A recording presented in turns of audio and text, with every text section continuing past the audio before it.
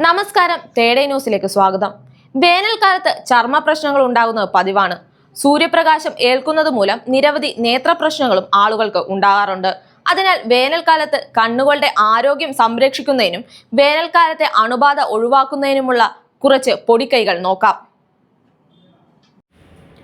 ഒന്നാമതായി, കൈകൾ വൃത്തിയായി സൂക്ഷിക്കുക.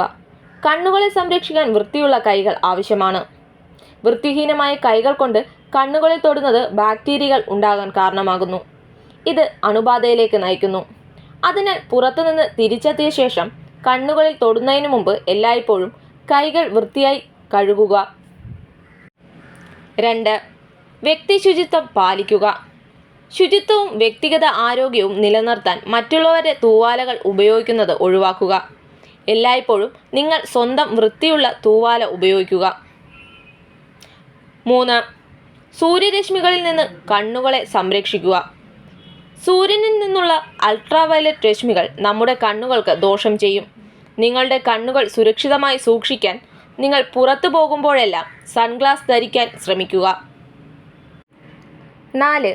ആരോഗ്യകരമായ ജീവിതശൈലി. മോശം ഭക്ഷണക്രമം കണ്ണുകളെ ബാധിക്കുന്നതുൾപ്പെടെയുള്ള വിവിധ ആരോഗ്യ പ്രശ്നങ്ങൾക്ക് കാരണമാകും.